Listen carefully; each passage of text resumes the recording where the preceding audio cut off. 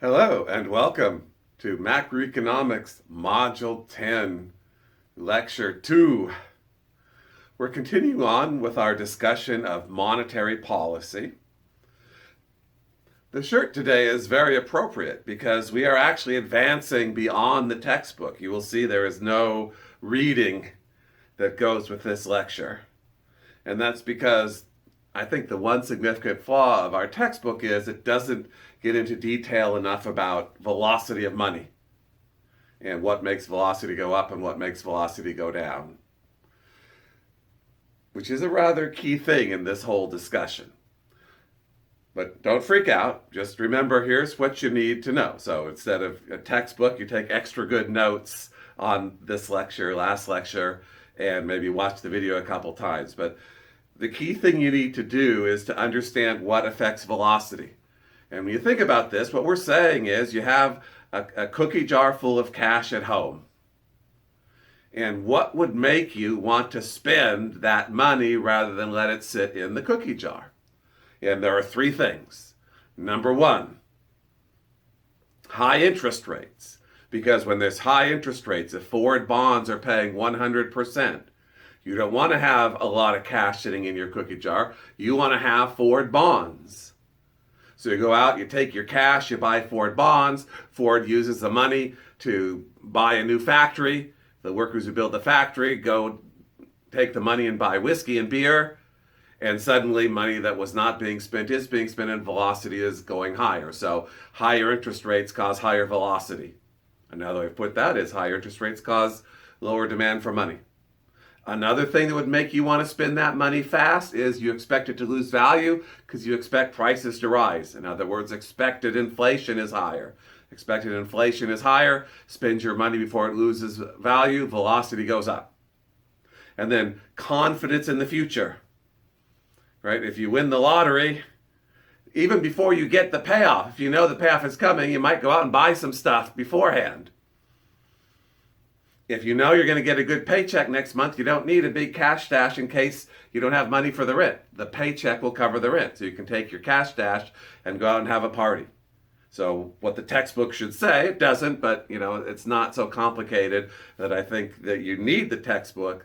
Things that increase velocity are higher interest rates, higher expected inflation, higher confidence in the future, and thus things that decrease velocity are lower interest rates, lower expected inflation, and lower confidence in the future. And understand that velocity and demand for money always go the opposite way, because you have a demand for money, that means you want to have a lot of cash in the cookie jar, and then velocity is low as your cash sits around. When you have a low demand for money, it means you don't want cash in the cookie jar. How do you get rid of it? You spend it, so velocity goes up. So make sure you understand those things, and heck, we don't need a textbook that tells us that. Now we know it. All right. So we were talking last time about Milton Friedman and what Milton Friedman had done. And what Milton Friedman had done is go back into the bank records and the Federal Reserve records and figure out what the money supply had been from 1867 to 1960. Before then, before he did this, nobody really knew what was happening with the money supply in the Great Depression. It was a much argued topic. And so people argued when we had recessions, when recessions went on and buying went down, what was causing that? We know buying is M times V. But were recessions being caused, at least recessions that were caused by a drop in aggregate demand, were they being caused by M going down or V going down? And people argued they didn't really have the data to answer that. And Friedman, when he found his data, believed that for the years he looked at, he could see the driving force was changes in the money supply. For example, the Great Depression he saw was accompanied by that big drop in the money supply. And inflations were accompanied by increases in the money supply. You didn't get inflation when money supply stayed stable and velocity went up. He saw that you got inflation when the money supply went up. Now, this doesn't mean that Friedman thought velocity never changed at all. It was totally constant, but he thought it was rather stable. It was, and especially it wasn't given to big random changes. If velocity was given to big random changes, then sure, the money supply stays the same, big drop in velocity, everyone decides not to buy stuff even though they have the same amount of money, and aggregate demand would decrease, you go into a recession. In the Keynesian story, you could the negative numbers in the Keynesian table, big drop of investment because of a big drop in confidence, etc. There was nothing in there that suggested the money supply had to fall. It was just people became fearful of the future and didn't spend the money they had. But Friedman's telling a different story, that the money supply actually went down. We're going to look at that when you get to homework, which you'll get to later in this module, what was going on with the money supply and velocity during the Great Depression. Friedman was the leader of the monetarists. Remember the school of monetarists? They were the leading and are the leading anti-Keynesian school in the U.S. And you can sort of see out of this, he's believing that because recessions and inflation are caused by changes in the money supply and not changes in velocity, he is dealing a blow to Keynesianism and his belief you could get the Great Depression without even the money supply going down, just because you get a really big drop in velocity. So we have our three main causes of changes in velocity, along with the knowledge that velocity changes also in a random manner because, people, they suddenly decide to buy more, buy less for no reason. Now, Friedman was also the leader of the charge, he's the leader of the monetarists, and he was the leader of the charge in the 1970s that the Federal Reserve Board was making things worse rather than better, because they kept moving the money supply up and down to try to fight inflation. They would decrease the money supply to try to fight inflation. Recessions, they would increase the money supply. And because they weren't taking into account the lags, they were making things worse. There'd be a recession, they'd really pump up the money supply, but the big increase in aggregate demand would hit after the recession was already over and cause inflation. And because they made the mistake of printing up more money more often than printing up less, that inflation kept getting higher throughout the 70s. If you did a poll of economists of who were the worst Federal Reserve Board members, well, the ones in the Great Depression would win, I'm pretty sure, but I'm going to bet the Federal Reserve Board members of the 1970s would come in second place. So what did Friedman propose to do because of the Federal Reserve Board trying to make things better, but not taking into account the lags, that they printed up money too much rather than more? They made the mistake of printing up too much money more than too little, so they were causing inflation. They were causing oscillation of the economy. Friedman said, hey, you know what? Given that V is relatively stable, let's look at it this way. M times V equals P times Q. On average, since World War II, Q has gone up about 3% a year. 3% growth in the GDP, real GDP. It says, we'll assume velocity stays relatively stable. Let's target having zero inflation. In other words, changing the prices being zero. So if Q is going to go up 3%, V stays the same, and we want P to stay the same, how much should we increase the money supply? And the answer was 3%. If Q is going up by 3% and M is going up by 3%, then the ratio of money to goods is staying relatively constant, and Friedman thinks prices will stay relatively constant. Does he think they'll stay exactly constant? No, because he knows velocity moves around at least a little bit. So he proposed the Friedman money rule, which was simply increase the money supply by 3% a year. In fact, he said, replace the people on the Federal Reserve Board who are making things worse with a computer programmed to increase the money supply by 3% a year, no matter what. Now, the opponents to the rule would say, well, but we know if there's a bad recession, why keep the money supply the same? Why not increase the money supply to try to get out of the recession? And Friedman's answer to that was, but how do you know velocity is not going to go back down? It's like people would say, we need the Fed to have the power to increase the money supply by more than 3% in case velocity falls and we go into a recession because of a drop in aggregate demand. And Friedman had a couple of responses. He said, number one, if we knew perfectly when V was going to fall, we could do that, but because of the lags, we don't.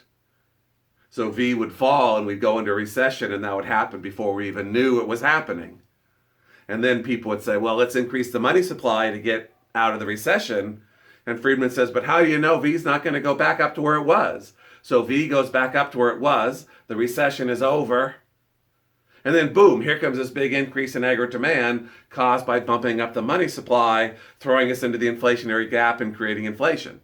And that was his belief, his charge against the Federal Reserve Board members of the 1970s, that they were doing that. And thus, instead of helping prevent recessions and inflation, they're helping cause recessions and inflation. So Friedman said, give up the game of trying to guess what V is going to do. Basically, he's saying, if you wait till it happens, it's too late. And you don't know V is going to turn around and go back up anyway. And if you try to predict the future, then it won't work, because predicting the future is hard. Basically, Friedman said, if you could predict, if there's a lag of a year and you knew in a year velocity was going to fall, sure, print up money now. So when velocity falls, aggregate demand doesn't fall because there's an increase in the money supply to cancel it. But Friedman's going to say, how do you know velocity is going to fall in a year? Basically, he's saying this would work as long as you can predict the future perfectly, which is another way of saying this won't work. So just try to keep things relatively stable, increase the money supply by 3% a year. That's about the best you can do. And you will still get recessions when velocity falls, and you'll get inflation when velocity rises, but he doesn't think we can really predict that very well. And he thinks also, remember, a monetarist, he thinks mostly velocity stays relatively stable over time, so that's not going to be a big problem, and that will work better than doing what the Fed is doing, of keep big increases in money supply followed by destroying a lot of money and recession, inflation. Now, the Friedman rule was never adopted. In a sense, of course it was never adopted, because the Federal Reserve Board people would be out of their cushy jobs. Nobody ever agrees that a computer can do their job better than they can. I certainly will never agree a computer can teach macroeconomics better than me. But what did happen, why this is important to be worth talking about, is not that the Friedman rule was ever followed directly, but that the members of the Federal Reserve Board, going into the 80s, the 90s, took into account Friedman's criticism. They started to say, well, we don't need a rule saying we shouldn't move the money supply up and down a lot. We can just choose not to very much, learning from the failures of the 70s. And so the Federal Reserve Board became a lot less active in moving the money supply around, because they agreed to some extent with Friedman's charge that the Federal Reserve Board of the 70s had been too active. And that's where you get that. That's when they put in place that rule. We're going to target 2% inflation, and we'll move the money supply up and down a little over time to get there. But just because we go into a recession, we're not going to really pump up a lot of the money supply a lot right away. We'll pump it up a little bit and wait and see what happens. And then we'll react slowly and in much smaller steps to what's going on. So Friedman did have an influence in that the Federal Reserve Board of the 80s, the 90s, the early 2000s was much less active in moving the money supply around than the one of the 70s, because they had seen how being too active could make things worse. Now let's talk about the next step in monetarism. There's a new subset of monetarists who have arisen called market monetarists. And their most famous spokesman is a leading economist of now named Scott Sumner. This is another reason this isn't in your textbook. It's too recent. A lot of this is coming out of trying to analyze what went wrong in the Great Recession of 2010. And Scott Sumner's monetary rule, if you want to call it that, and you can, is a little different than Friedman's rule. Instead of just increasing the money supply by 3% a year, Scott Sumner says we should have a rule that the Fed will increase the money supply by however much is necessary to cause aggregate buying, overall buying or aggregate demand, to go up by 5% a year. Why 5%? Well, since the 70s, we've actually grown to believe that 2% inflation a year is better than 0% inflation. So Scott Sumner says, well, if you want the right side of the equation, Q's going up 3%, prices going up 2%, that's a 5% increase. On the left side, you want a 5% increase in M times V. So what the Fed should do is announce that every quarter, when the figures come out on what M times V is, If it's increasing by less than 5%, the Fed will print up more money. And if buying is going up by more than 5% a year, then the Fed will slow the growth of money or decrease the money supply until aggregate demand or buying or M times V is increasing by 5% a year. So the market monetarists in general believe in a rule that the Fed should commit themselves to printing up however much or little money it takes so that aggregate demand or buying increases by 5% a year. He wants to stop something like this. You're looking at a slide of what happened in Europe versus the United States as we came out of the Great Recession of 2010. And you see what happened in Europe is that their GDP growth they got out of the recession, and then their GDP growth basically started to trend back to zero. Whereas in the United States, it did not. It stayed at about 4% a year. And he thinks a big cause of that, the main cause of that, is that the Central Bank of Europe, when they got out of the recession, stopped printing up money. Whereas the Federal Reserve Board of the US did not. The Federal Reserve Board kept pushing, increasing buying by 4% a year, 4% a year. Now Sumner thinks that's not enough. He'd prefer 5% a year. But 4% is better than zero. So he thinks the Central Bank of Europe, when the recession was over, said, okay, good, that's over. Now we can get back to fighting inflation. Whereas the Central Bank of the United States kept saying, we got to keep pushing until we get our economy somewhat back to normal. And of course, with the zero bound problem, you have critics of market monetarism who are saying, but the Fed can't commit to printing up enough money or creating enough money to get buying to go up 5% a year because the Fed can't create money when we're in a bad recession and interest rates are 0%.